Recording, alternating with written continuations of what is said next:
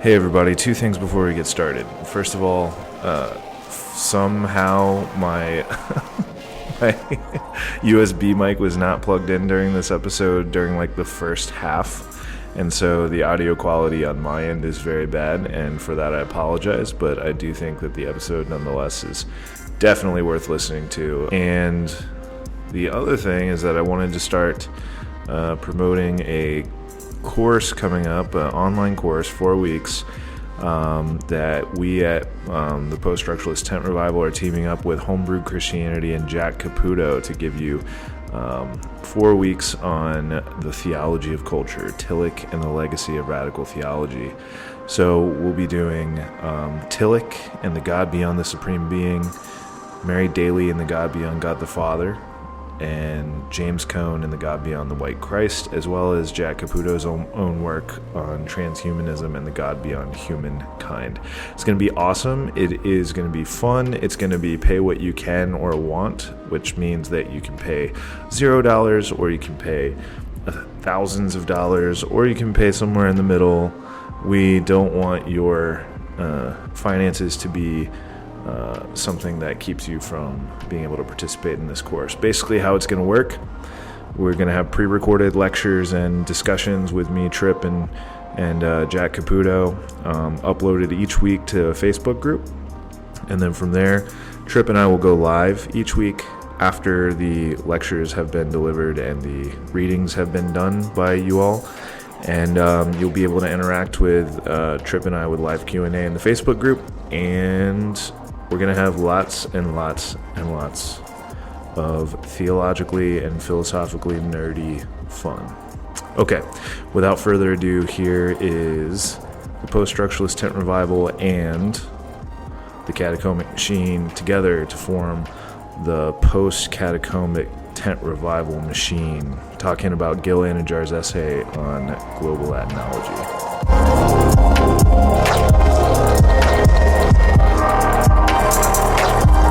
Hello everyone, and welcome to the Post-Catacombic Tent Revival Machine. Nailed it. This is our crossover episode with the good boys from the Catacombic Machine, and the man that we thank every single week for our artwork himself, Matt Baker. Are you a professional graphic designer? Is that your thing? Am I? Is that what you do by day? No, not at all. Not at all. He wants to. The designer by night, Matt Baker. No, I actually like doing it, so I don't really want to do it professionally. Anything that I like, I decide I don't want to get paid for. Yep. Kind of like Sick. podcasting. Yep. So we're here with Matt and Preston, and before we get started, you guys need to introduce yourselves to the PTR fans, and then we'll flip it. Okay. But tell us, Preston and Matt, who are you? What are you doing? And what's your podcast all about? Preston, you go first. You want me to go first? Okay. Yeah. So I guess I have to explain what I'm doing. So my name is Preston Price. I'm currently living in Oregon. Like I was saying beforehand, I seem to not be able to get out of here. I am a master's student in theology at the United Theological Seminary of the Twin Cities, but I do everything online because I'm in Oregon. I'm also a co-host, one of the three hosts of the Catacombic Machine podcast, which has been on air on iTunes, and we have a website too, since 2014, but I've been with Matt on it since 2017, fall of 2017, I think, September, around that time. We're a kind of a death of God, radical theology, post-structuralist kind of theological podcast. We have a lot of interviews with a lot of guests up there with our other partner in crime, Josef Gustafsson from Sweden, who started the podcast back in 2014. We've interviewed quite a few people, including recently we had a 5-way conversation with me and Matt and Catherine Keller, Clayton Crockett, and Andrea White from Union Theological Seminary in New York. It was a blast. It was really fun. Yeah, it's a great episode. All of the PTR people, go over to the Catacombic Machine and listen to that episode right after this. So I guess that's enough for me. One thing I will say though is I've really enjoyed working on TCM because, in part, because of the artwork and also the music that Matt produces and the editing that Matt does. So I'll segue over to letting Matt introduce himself now. Cool. Okay. Yeah. Awesome. My name is Matt Baker. I live in New Jersey, and I guess I should apologize for the ridiculous resounding echo. I'm in my basement in the laundry room, trying to avoid having you guys hear my son screaming in the background. So let's see. My background is in the sciences, although I currently work in the church doing local leadership development. So yeah, I don't really have any kind of background in academia whatsoever. I've never taken a class on philosophy or theology or anything like that. But I am interested in theological, philosophical, political, economic thought and sort of the inextricability of those spheres in radical terms. And yeah, it's a hobby. And as Preston said, I've been co-hosting that podcast, the Catacombic Machine, for a few years. And actually, Jake and I did an episode together not too long where we interviewed Mary Jane Rubenstein about her recent project on pantheism. Yeah. And that was a lot of fun. That was really fun. Yeah. I had a good time. And yeah, I think that'll do. Awesome. So I guess for the TCM folks, we need to let you all in on our other co-host this week from the Post Structuralist Tent Revival. So if you all want to introduce yourselves and tell us a little bit about where you are, what you're doing, and what your podcast is about, in case our listeners don't know, which they probably should. Jake, you want to start? Okay. Hi, everybody. My name is Jacob Given, and I am a graduate student in theology and religious studies at Villanova University. That is my canned speech that I give every on PTR. But yeah, I am the I started Post Structuralist Tent Revival it feels like a few years ago. I almost said a few years ago. Yeah, it's been like 4 months. You guys just got started, dude. We're You guys are productive though. You guys are turning out episodes like crazy. Yeah, we don't take breaks, man. So my other hosts can introduce themselves now. I nominate Paula. Yeah. Okay. Hi, my name is Paula Landerreche. I am a graduate student in the philosophy department at DePaul University. I've recently joined PTR as a co-host. I mean, it's been, I think, something like maybe a month. Mm-hmm. Before that, I was an avid listener and Twitter follower of PTR. I mostly do feminist philosophy and philosophy in relationship to the body and art, particularly performing arts, not performance art, but performing arts in general. Yeah, and just everything adjacent to that, which pretty much is everything. Nice. My name is Eric Alderi. I'm a graduate student in the philosophy department at DePaul as well. Yeah, post-structuralist stuff, particularly Deleuze and Guattari, and then relational ethics. Yeah, trying to get out of the matrix, stuff like that. Nice. Has ever watched the Animatrix, the 9 short animated films? Yeah, like a million years ago, yeah.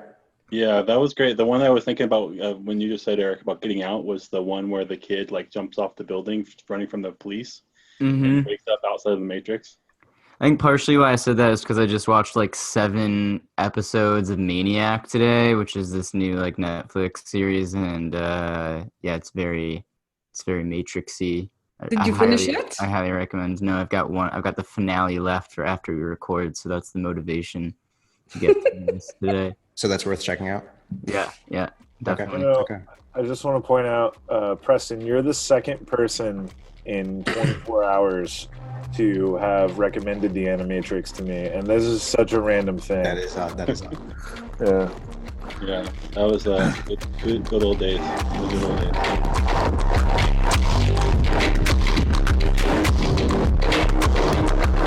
So I guess moving into the meat of the episode today. Moving into the meat. Moving into the meat with there's too many of us to name. Yeah, so we Preston, you were the one that suggested this text. Yeah. So today we are talking about Gil Anidjar's essay on Globalatinology. So maybe you could give a little background as to why you picked this essay, why you thought it would be interesting and productive, and then maybe we could give a quick round of initial reactions from everyone. Yeah. I had never heard of this essay nor any of Anidjar's work before until I think it was sometime late last summer or fall. Barry Taylor, who's kind of he's been on the Catacombic Machine podcast and has his own little Patreon page and does a lot of work on kind of the radical theology, kind of pyrotheology, does a lot of stuff with Peter Rollins, all that kind of stuff. He had a reading group where we all read this essay of Globalatinology, and we all kind of sat around and talked about it online on Zoom last year, about 12 or 15 of us. He had a friend, Josiah Solis, who came across this essay and some of Anidjar's other work, which will remain nameless at this point. But the book Blood, and recommended it. And so I thought this essay was interesting just because of the questions it poses. It proposes around what is religion, what is Christianity, how kind of stable are those identities or those forms of thought or forms of delineation. And yeah, I mean, as we'll see as we get into the article, it's just like it brought up questions for me that I hadn't really thought about how Christianity has transformed not only the questions surrounding like what religion is, but what it itself is, and how it's shaped modern Western secular discourses or media discourses. So yeah, just generally, I found it interesting because of the questions it brought up. And I don't know anything about Anidjar's other work. I've read a little bit of Blood, but it's been a while since I've dived into that work. So, what did you guys think about the article? Or I guess there's a lot of us. We should pick a order here. Okay. Eric. Sure. Okay. Yeah, so I had not read any of Anidjar's work before. I'd heard a lot about the Blood book. Andrea White, actually, who you mentioned in the beginning, gave a talk at U Chicago relatively recently, where she spent a good portion of it on that book. But so this is exciting to get to read some of his work. Yeah, I'm really like it's a head scratcher, this one. There's parts of it that I really like, in kind of this classic Derridian move, right, of identifying what the opposite of a term like religion is, and then enveloping it within the very definition of religion to suggest that, right? Either Christianity is not a religion, or it's the only one. So, a move like that. Which I find interesting. And then on the other hand, I read this article, I'm like, wait, okay, so history, like capital H, since Christ, everything, it's all Christianity. So there's a way in which these types of move I really like. I really like them on one level. And then on the other hand, I fear that we risk losing an ability to losing a bit of historical specificity, right? To then be able to name like other processes within this great process of Christianization that Anidjar judges. So maybe that's something that we'll get to talk about this episode is kind of the balance sheet, so to speak, of these types of moves here.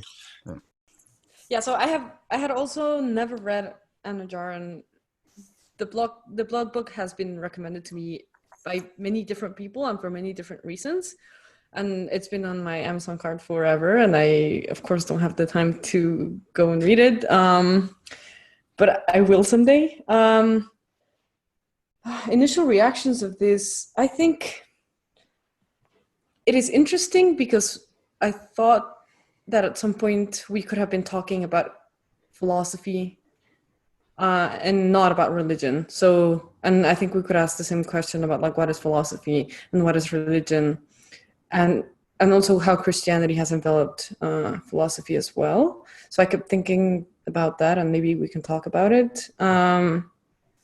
And at the very least, that's how I used to think about philosophy when I studied philosophy in Mexico, because it is precisely this kind of discourse that is given to particularly philosophy in context where philosophy is a minority, if we want to put it like that, or that are not properly philosophical spaces. So yeah, that's kind of that was in the back of my mind the whole time I was reading the paper. Yeah, I'll admit that I really wasn't digging this the first time. The first time I read it through, I was just like, okay, yeah, I see what you're doing. You're sort of rehearsing this move into modernity. There's kind of like resonances with death of God thought and this sort of thing. And I was like, oh yeah, I see what you're doing, but it's not very interesting. And then like there's these transitions from section to section that are hard to follow. But then like the second time through, I was like, all right, I'm picking up what this guy's putting down. But I have to say, like, in the end, and maybe I'm jumping too far ahead, right? But in the end, I just kind of felt, the question for me was, so what? I do agree with Preston that there are questions he's asking in here that are really rich for reflection and for analysis. And I think he's trying to point towards something. But I think what he's pointing towards is like the question he's asking has already been asked by Derrida, by Jean-Luc Nancy and some other people. And he's not offering anything really new here. He's just sort of synthesizing them in a way that is concise, I guess, in a sense, and interesting. Like I'd rather read, this, how many pages was this essay? It was Really like short. 10 or 11 pages. Yeah. Yeah. So I love that. I'd rather read 10 pages of this than, like, I don't know. Globalatinology. Yeah, exactly. And sort of get the same sort of satisfying head scratching moment, if that makes sense.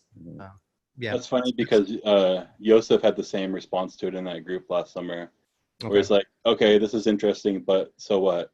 Nietzsche's already done this. Nietzsche kind of beat him to this punch about the deconstruction of Christianity and its kind of totalitarian emphases. So. Yeah, it's a sort of like I said, a synthesis, a rearticulation, and I don't know, whatever.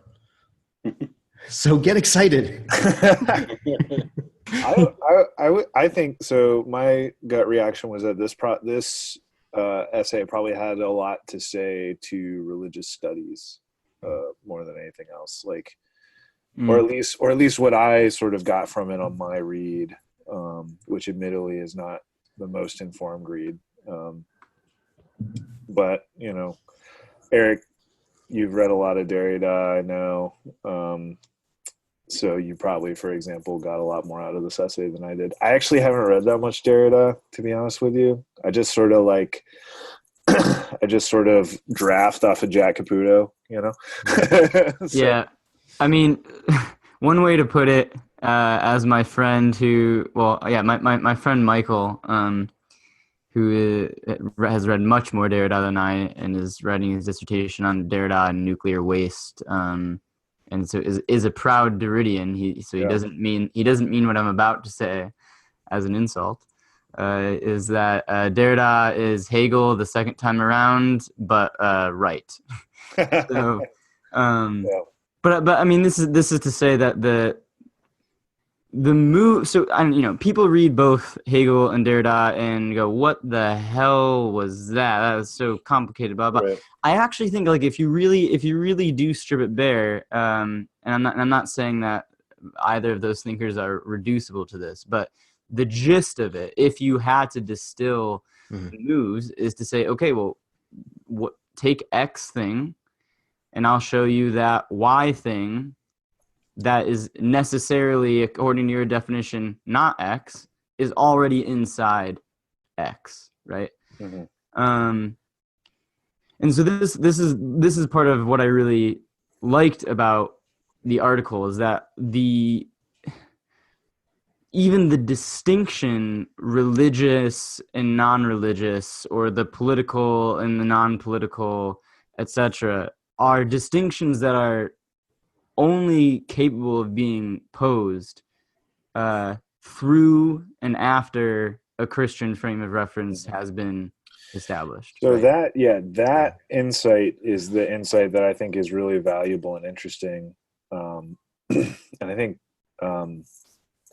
Caputo always quotes Derrida as saying, religion is a word that comes from good Christian Latin, right? And by that he means, right, that religion is the concept of religion is something that's developed in the Christian West, right? And that's what I think is interesting about Anidjar's essay for something like religious studies, where the first day of class, you ask your class, what is religion? And then we fail at answering it for an hour, right? Right. Anidjar wants to locate it in a very specific historical context in which Christianity is a prerequisite for something like religion to emerge. Yeah. It's not sort of the particular fulfillment of a formal category religion, right? Mhm. And I think that's a very good, useful, helpful move. And I appreciated the brevity with which he sort of executed that. So I wonder if it's particularly something like structural about Christianity itself that creates that move, or if another quote unquote religion could also be a prerequisite for defining the term religion. I know historically speaking, it's impossible to think about that. Now, historically speaking, we can't go back in time and reconstruct the past. But at the same time, like, is there something fundamental about Christianity that has that kind of property wherein it is the necessary prerequisite for creating religions that we understand today, or the concept of religion? And I'm wondering if that is like, what would then be the categories, the formal structures, the particularity about Christianity that makes it such a sweeping and kind of co-constructing phenomenon. No, this is a really good question that I was also kind of sharing coming out of this, because so Anidjar's move here, he only mentions really in passing Judaism and Islam, right. which I think is actually, I don't know enough about his work necessarily to say this definitively, but I would wager that this seems actually somewhat crucial to the argument that's being made here, right? Is his point is that something like Buddhism, which is the example that comes up multiple times in the essay, would never have been deemed a religion if it weren't for Christianity. The reason why I think like the examples that he points toward and the examples that he doesn't is interesting for the question that you just asked, is because he is not speculating on the structural affinities between / among religions, right? Like that's something he doesn't do. It's just kind of like taken for granted that Christianity is the monolith because it has historically done this. And so I think that feeds into a second point on this essay that, again, don't know enough about Anidjar. I don't know if he would describe so, but pretty safe to say in this essay he's very much a historical nominalist, right? Like religion is that which has been given the name religion. So there's really no talk about like what structurally constitutes a religion or a set of religious beliefs. It's simply whatever has historically been deemed religious is therefore the religious. But his Yes. oh, go ahead, Paul. I mean, yes, he says that, but I think also it's not a nominalist move, but rather this Christianity gave itself the name of religion, and so that's why Christianity is religion. Not because we call it religion, but because Christianity called itself religion.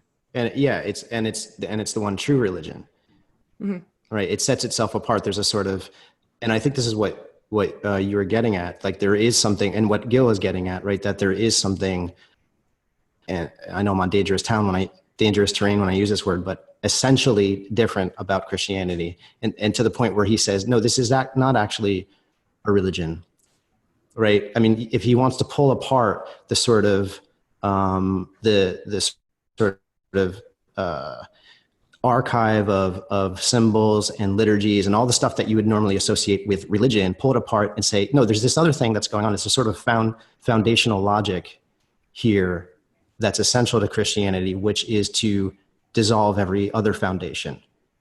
And it's this very like process of rupturing, of sort of cleaving into reality in a certain way that draws these distinctions between the theological and the political. That's what makes Christianity in a way. Yep.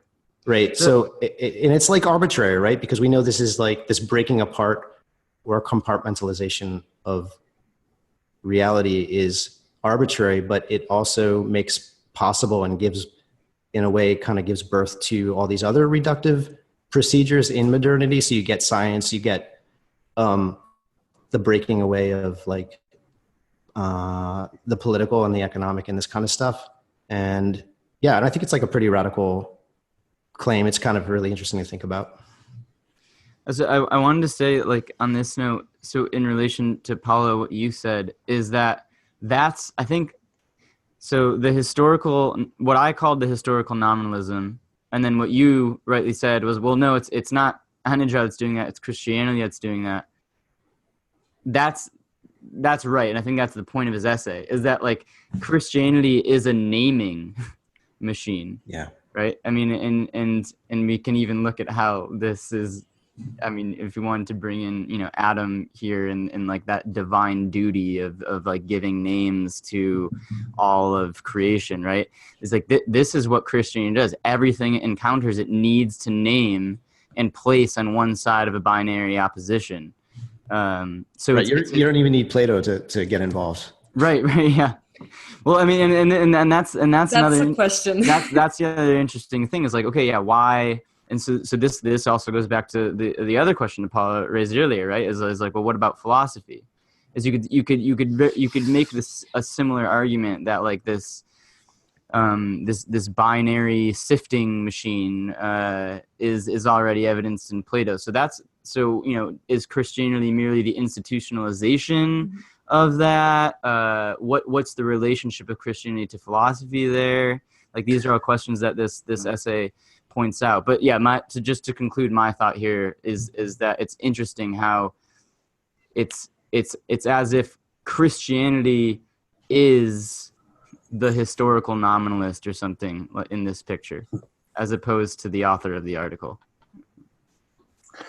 Well, this is reminding me of a remark that David Bentley Hart made in The Beauty of the Infinite, where he says this in order to kind of dump on analytic philosophy, but he basically says that continental philosophy is like a wayward child of Christian theology, in the sense that it's still concerned with the meaning of being, it's still concerned with ontological and existential issues, whereas analytic philosophy, right, is like unrecognizable to Christian theology, which is, it's kind of funny. But my point is that, you know, that's a possible way of hashing out the relation between, right, Christianity and continental philosophy. But what we're pointing to, which is even earlier, which would be the relationship of Platonic and Neoplatonic schools of philosophy to sort of the revelations of the New Testament, the sort of early dogmatic theologians who were arguably blending the two, right? So, and that's a big question, and that's one that's obviously not addressed in this essay explicitly, but it's Right. like 10 pages. What can you do? Well, and a lot of this, for me, when I was reading this, was just like, what I really enjoyed was the sort of impossibility of the inquiry that he's making. You know what I mean? And that's why it's just really kind of fun to sit with these questions, even if they're not answerable. But I want to kind of like maybe keep pulling on that thread and point it in a direction where we can kind of keep moving through this thing, because I didn't really understand the title of the article very well, and I think it's only really makes sense when he starts talking about media, right? And so then this naming, as we've been saying, this identification of religion as an enforcement of boundaries in a way. It's through language and media, I think he wants to say, that allows Christianity to kind of show forth in its sort of purified, quote, purified or sort of desubstantialized form to go unnoticed, right? So it conceals itself. Christianity conceals itself through this process of naming, and it's that process, I think, that occurs as media that he's calling global Latinization. I don't know where that word comes from. I don't really like it. Comes from Derrida, I think. Yeah, I don't like it. Sorry, Derrida. Yeah. Sorry. Yeah, it's a weird. Yeah, agreed. It's kind of, he just fuses global and Latinization together, I think, but that's obvious, I guess. Yeah. It is interesting, though. You mentioned the concept of the concealment of Christianity in the media, and it makes itself invisible to the processes. We think we live in a secular age, and media is a secular phenomenon or a Western kind of post-Enlightenment phenomenon. But in reality, the argument here is that Christianity has just transmorphed into secularism and the various institutions that comprise secularity, which I think is really interesting. And that gets back to my original question about what is it about Christianity? I mean, it seems to me that Christianity in this argument is something that is infinitely translatable into other modes of being, other modes of politicality or mediatization, or other modes of just referencing the world, but it's also a vast consumer of the rest of the world at the same time. And I find that interesting because it means, like, Matt, you referenced the scare quote, the scary term essentialization.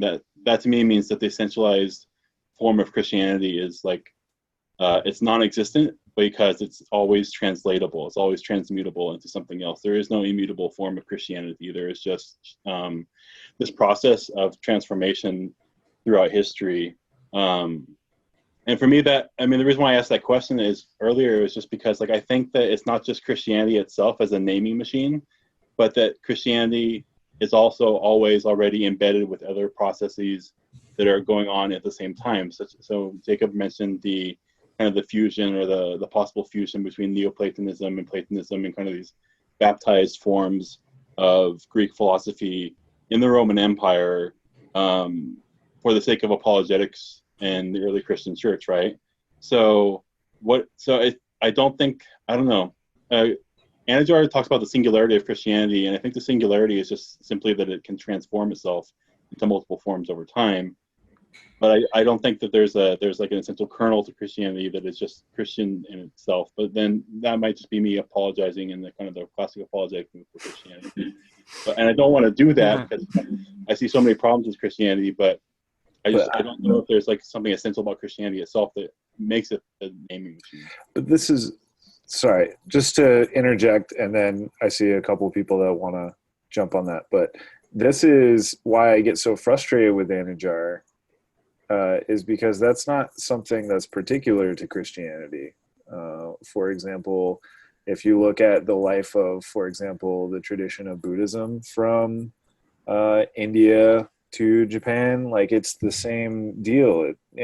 Every tradition has this plasticity, and some get caught up in more readily maybe to imperialism, maybe, but it seems to me that like, I don't know. I don't see, the only reason that I can see singling out Christianity is its sort of like cultural dominance in the West, right? And so to me, that would be the question that you need to answer in order to answer why Christianity would be have some sort of priority in this kind of inquiry. Does that make sense? Yeah, it does. I think part of the answer maybe to that has something to do with the adoption by Christianity of sort of emerging technologies. And I think that like he is kind of pointing to this with this idea of Christ as the sort of first journalist, the newsman. And it made me think of the, this technological aspect and the way that the early Christian community, and at least this has been my understanding, I could have this wrong, but they were early adopters of the codex, right? The book, rather than these sort of big, stupid scrolls that are hard to strap to your freaking camel or whatnot and hard to move around with, right? So you have this highly portable communication technology. It's sort of a, I don't know, proto-colonial model of transmission, right? When you fold in the sort of Great Commission and all that stuff. Right. And the image of a disciple of Christ bearing this message is a priest, and a priest is the one who mediates. And then you got that word media right in there. And I think that like you just see this continual adoption of technology by Christianity to the point where it's so successful that religion, the religious, what he would call Christianity as religions, can sort of recede into the background and become privatized, where at the same time that Christianity has basically taken over. I'm thinking a lot about this notion of grafting and dissemination. These all seem to be intimately tied to what Anidjar understands by media here. Do you mind? I think it might be helpful for me to read this quote that's on page 17 if people don't mind that. Is that cool? Do it. So Anidjar says, to identify religion or religious factors or objects as religious is therefore part of this globalatinization. Ultimately located on a trajectory of twists and turns of translations and transformations, and then in parentheses, Derrida calls Christ the first journalist or newsman, like the evangelists who bring the good news. Christianity is inextricably media, growing and developing as televisual in its expansion of the very concept of religion. And then a little bit further down on that page, Christianity is furthermore the becoming media of the planet, its Christianization. Yeah. And I'm wondering if like a working definition of Christianity here, based off of those passages, is simply that it spreads. And it spreads really quickly, and it wants to spread, and its followers are taught to be agents in that spreading. And if that definition in itself is enough to get to the root of what Anidjar / Derrida are understanding by Christianity here. Yeah, so I want to go back to what Jake was saying to kind of thread it to this. And I think there's a fundamental difference between, for example, Buddhism transforming, and I want to use the word transforming here, I think that's very different from what Anidjar is talking here about Christianity. Because, the one thing is to have a religion that transforms, and it moves, and so it moves geographically and transforms, and it moves in times and transforms. But it seems like Christianity doesn't have form to transform to. It is just this naming or this mediatization. And so it's also why this notion of concealment is so important. Because I don't think, for example, Buddhism ever conceals itself and transforms, but rather it just transforms naturally. But this is a kind of concealment to disseminate the name or the structure or whatever it is that we want to call it, of Christianity, that it seems to, at least in this account, only be a logic, a totalizing logic. Mm-hmm. Then another question that we could ask is if Christianity is necessarily doomed to be this, or if it can have or find any form.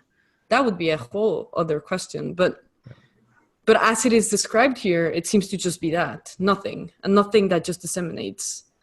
This may be jumping ahead, but you made me think of the very last sentence of the in the essay, where he makes this nod toward Jean-Luc Nancy, who I'm fond of quoting. He makes this claim, and I think this is sort of in line with some of the stuff we were talking about, that the heart of the Western tradition is a Christian heart.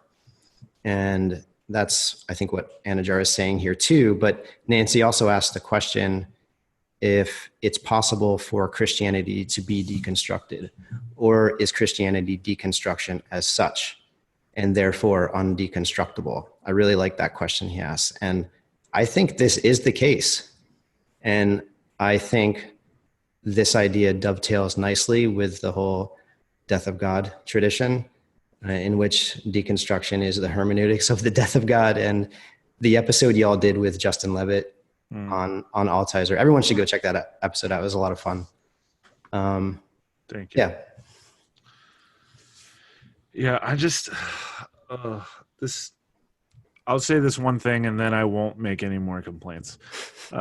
It's just that whenever we do this thing where Christianity gets some exceptional philosophical privilege, I get really uncomfortable.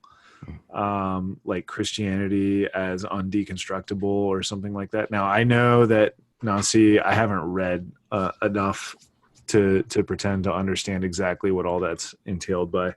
But I think that, like, I guess here's my question. Is my suspicion is that talking about Christianity this way over and over again, like, reinscribes a sort of Christian imperialism that I'm not interested in, and I don't think is necessary at all. I think it takes a very particular you have to have a very particular you have to have a very particular project that's combining like political and religious concerns in a certain way, and reading the West in a certain scope. And I don't know, there's just like a whole lot of presuppositions that go into saying something like Christianity is undeconstructible or something like that. Or yeah, I'll leave it there and I won't complain anymore. Yeah, I mean, I don't know. I again, this is the only thing I've read of his, but I do share like a similar concern, and you know, we don't need to talk about necessarily Anidjar for this. So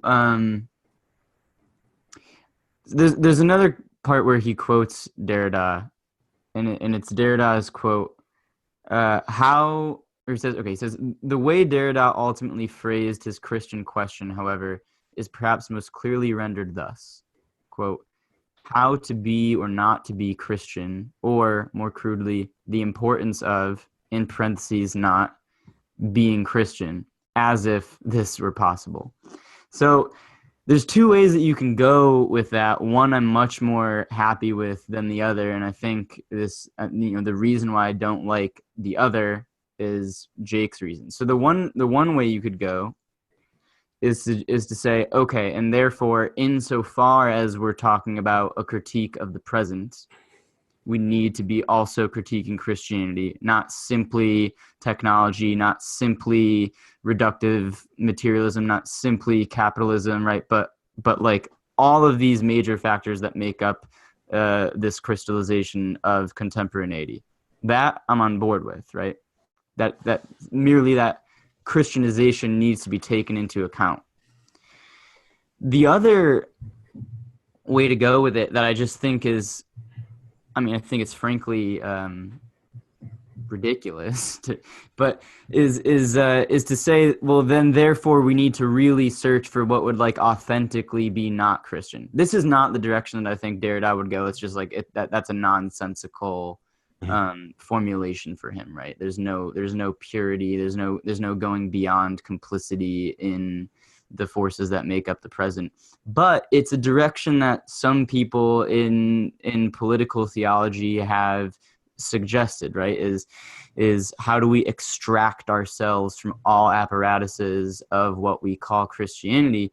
That project, and I think actually Anidjar and Derrida's work on this have shown why that project is doomed to fail, right? Is that you cannot extract yourself from that which is globally hegemonic.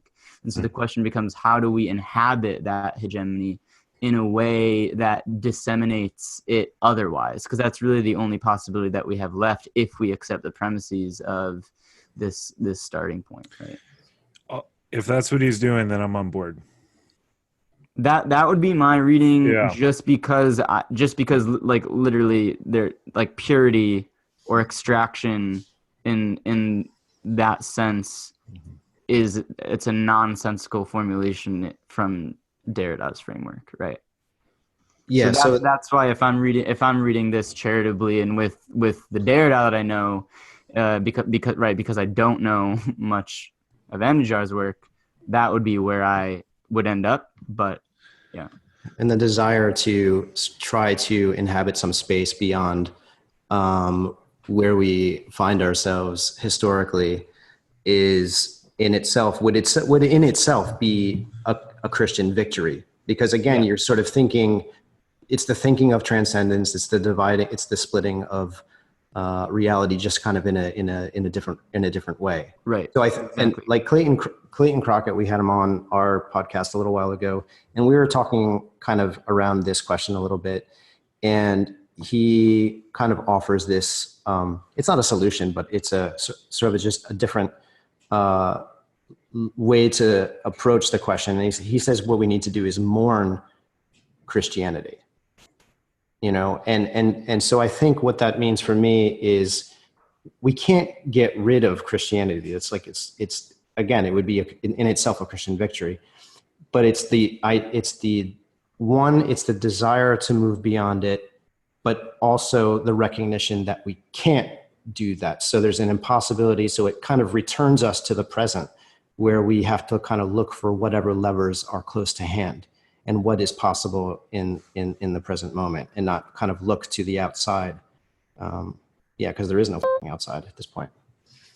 I wonder if a way to do that is to rename Christianity itself. If Christianity is the naming machine, how do the undersides of Christianity get denominated and can renominate Christianity? I'm thinking of like liberation theology, radical theology, practices within Christianity, where people who are on the underside of hegemony reappropriated or appropriated Christianity for liberatory ends within the machine itself. Yeah, so this is something that bothers me, not only of this paper, but for example, a lot of political theology, where I think they reduce Christianity to be this one thing, which is the hegemonic thing, and kind of forget that there's so much more to it that always escapes the hegemonical aspect of it. And so there's no, of course, there's no way to get outside of this, but there's also a way to kind of dig deep into what's not being taken account of. And so if you only reduce Christianity to the institutional practices or to the naming, then you really can't do anything. And I think, this is my problem with Derrida in general. And I think I said it in the Cristeva episode. I don't know if it aired as this, but this is why Derrida ultimately cannot account for anything. Because it's just emptying everything of content completely and saying, well, this actually has no substance at all. And then there's no substance at all. Yeah, so that's where I would disagree with. Okay. I think well, I'll just want to say, like, on this point is, I think there's a reason why, at least this is my initial discomfort whenever a move like this is made, has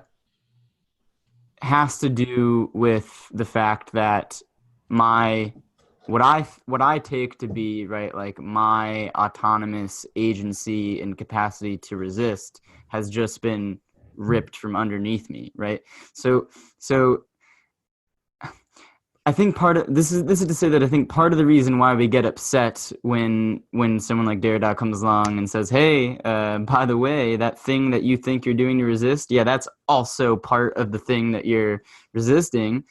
Is then we don't know where to go because it seems as if the capacity for agency within a system, the very possibility of agency or resistance has been taken away. But again, that's not where I think like this project ultimately ends up. I think it's just to say that if intentionality or conscious willing is your measure of your ethics or morality or political resistance, then it's bound to fail because it can't take into account the ways in which any action within the system is also complicit within it. But that's not a reason, that's not a damning feature. That's not dooming one to failure. But it's a call for a certain type of meta awareness of the situation that we find ourselves in. Yes, but I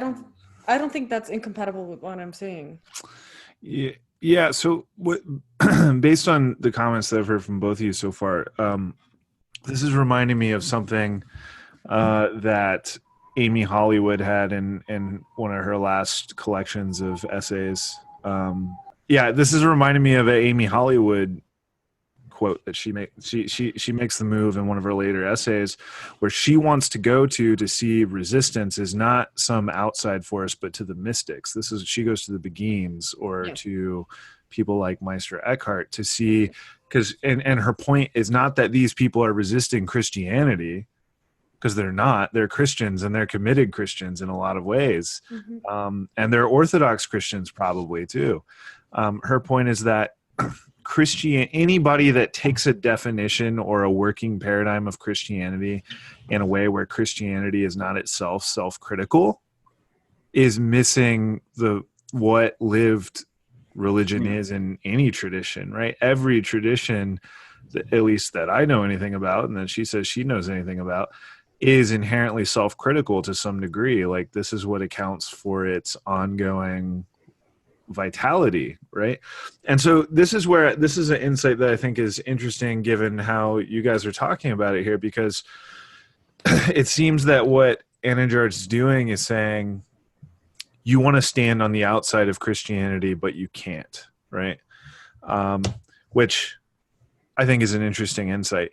But I think what he fails to do in naming Christianity this particular kind of system is he fails to take into account how Christianity itself is always auto-deconstructing, right? Is always has these pockets of resistance, and they're usually pockets of resistance within a person, right? Like, a person is both committed and resistant at the same time, right? So it's not like there's this thing called Christianity that it has a sort of monolithic kind of force, Yeah, I agree with Jake / Amy Hollywood. That in no way sort of cuts against, I think, what Anidjar is doing, though, because, as we said earlier, he does make this move of he makes a distinction between Christianity as something we would call Christianity as religion, and then this sort of operative logic that I think that's the thing he wants to kind of point to as problematic and perhaps even essential. I guess what I see is like there's a fundamental difference and distinction between saying hegemony is Christian and Christianity is hegemonic. Like, it seems to me that there are forces. That's a nice way to put it. That are already working to kind of capture the Christian logic, whatever that happens to be in whatever particular place and time we're talking about. They can therefore transmute and transform Christianity into being a hegemon, versus saying something like Christianity in itself is hegemonic from the get-go. And I think that Anidjar is saying, I think his questions are helpful, at looking at like, is there an outside to Christianity? If that is that outside constructed by Christianity itself, and therefore you're not really on the outside, really just kind of you're in a concealed inside. And I think that like just knowing that those questions are on the table are helpful in the sense of locating ourselves and what we mean by agency. That's a really concise and very good summary. Every time one of you guys summarizes this piece, I'm totally into it, but then I just, I'm walking some kind of boundary here.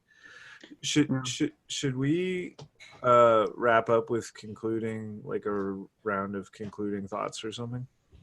Or is there anything else somebody wanted to get in there before we do that? I mean, Okay. We don't have to get into it, but we did sort of skip over that whole brotherly love, fraternization. I can't say the word right now. It's too late. Yeah, fraternization. Yeah, thank you. I thought that was kind of an interesting section, but I don't know if you. Yeah, if you want to do a that. little ditty on it, go ahead. Yeah. Do a little ditty on it. Do a little ditty on it. I'm not offering any ditties. I'll just say I did find that part interesting, and it's one of these Derridian moves. But on one hand, like who can really argue or make a case that brotherly love is problematic, right? Because brotherly love, that sounds really great. I mean, yeah. I think what he has in mind here is actually Carl Schmitt. Yeah, absolutely. I thought that too. Yeah. Yeah, because as soon as you flip it on its head, you can make the claim that it's not brotherly love that's the operative logic, but right, it's a hatred of otherness, or it's politics of enmity that has to be sort of overcome and, I guess in Christian terms, sublimated into something called fraternity.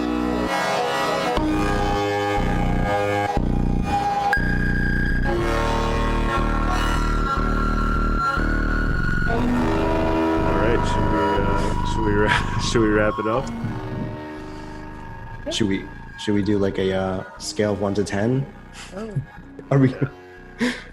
Sure. I'll go first. I give it well, I'm not going to rate this article. I think it's definitely worth reading. I enjoyed it. I think I'm having trouble deciding how.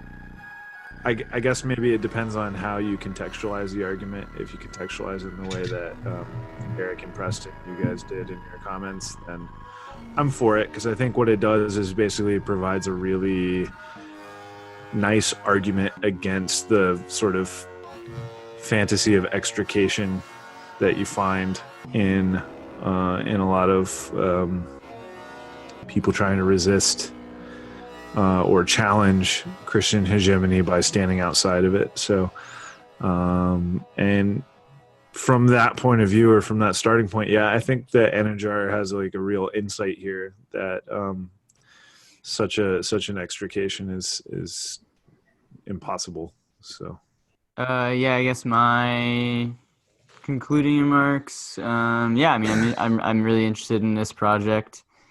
I will go read more of his work after this. And I think the questions that I keep coming back to, because there've been multiple Derrida adjacent encounters I've had recently. And so the question that I think is worth holding in mind here is like, why do these moves seem to consistently make us uncomfortable? And suggest that part of it might have to do with like the moral, like it challenges the moral economy of Christianity itself, right? I'll leave it at that. Well, of you guys, so that it's not all of us and then all of you. Oh yeah, I honestly don't really. I feel sort of a strong sense of ambivalence about this essay, broadly speaking. I don't think I really have anything other than somebody else. Yeah, sorry, Matt. Go ahead. No. Okay. I feel the same or similarly to you on that issue. I'm still struggling with the notion of whether Christianity in itself, or, I mean, obviously in various forms, Christianity has taken this imperialistic form, even today. We can say Christianity and whiteness kind of go hand in hand a lot today, and in the Western world. Excuse me. And I think that Anidjar and Derrida's work on this is really important to kind of analyze what that looks like in terms of like resistance or alternative subjectivities or thinking outside of Christianity as imperialism. But at the same time, I still have the same kind of frustrations that Jake has as placing Christianity or one particular form of Christianity as like the imperial monster, so to speak, for lack of a better word, or the imperial hegemon as being like the totalistic dominant logic. I still have some frustrations with seeing Christianity as exclusively that, but I think the project's good. I mean, I like Eric, I want to read it charitably and think about like how we are always already constrained by certain forces in the world. Yeah, I mean, I don't think I have much to add. I think it's interesting. I think it's well developed, put or whatever. It's great that it's a short paper and it really does enough. Like it does what it sets out to do, and that's good. I also don't think that it's doing anything new. I do think Derrida, like this is again like the same repetitive logic that Derrida does in so many texts, and he's recognizing that that's the case. It's interesting that it's put in terms of religion, and so like I wonder if Jake's comment at the beginning of this would be a good text to give to religious studies students, for example. I think that's a good place to put this paper in. And I do definitely will go and read the Blood book because I have to. Well, just one thing, Anidjar is a religious studies professor at Columbia. He also teaches comparative literature and in the Middle Eastern, Southeast Asian, and African studies department there. So it kind of fits in well with what he's doing in the religious studies department. So. Yeah. Maybe I will let my concluding remark be Gil's concluding remark, because I think that maybe summarizes some of what we're feeling. He says, that is how Derrida alerts us to a remarkable fact. To the extent that its critique, Christianity's critique, has been conducted exclusively as a critique of religion, the critique of Christianity very much remains to come. So, to be continued. It's like, maybe somebody will do the thing I talked about doing in this whole essay.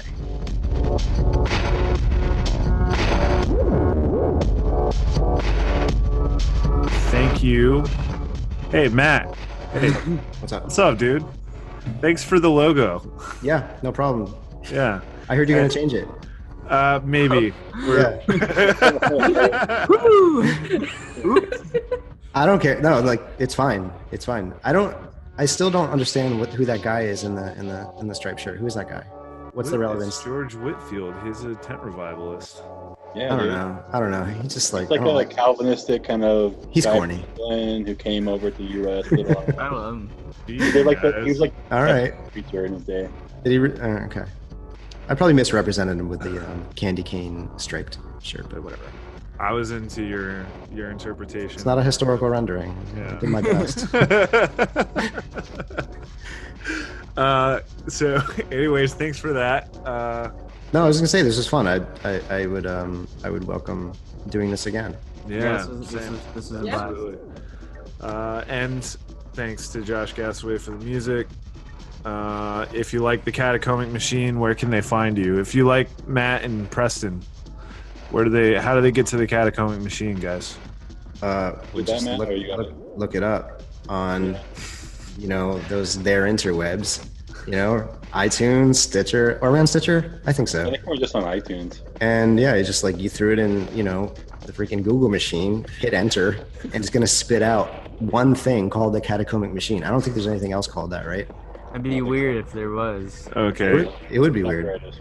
So if you like them, just go Google them, I guess. Google the Catacombic Machine. Yeah. You have a website. Great. Give us your URL. TheCatacombicMachine.com. Boom. That's what we're looking for. Oh, okay. Follow us on Twitter at PodcastPTR. We're on Facebook, and we're wherever your podcasts are distributed. So, Thank you, everybody, and I'm sure we'll be bumping back into you in the future. So, All right, guys. Great to meet you guys. Yeah, good to meet you too. Good luck on your final papers. Thank you.